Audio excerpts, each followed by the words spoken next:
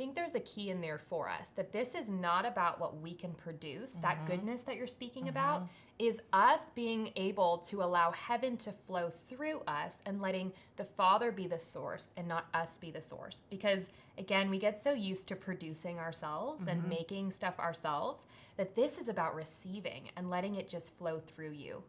And you know, Jessica, some of us are in really desperate environments. Some of us are coming against darkness every single day, whether it's through our students and their needs and their lack and their need for love and acceptance and brokenness that we're seeing in them. Maybe it's needs in our curriculum or even in our community where we're living in that desperate place. And for you to speak out over us that we are operating in an unshakable kingdom and that we have the victory always. And that if God is sending you, then nothing can stand in your way. What a new level of confidence over us. Each and every day when you're walking into that environment, your building, your community is changed because you are there.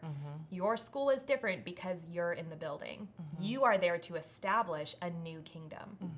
And I think you and I have both found that this is a constant reset, right?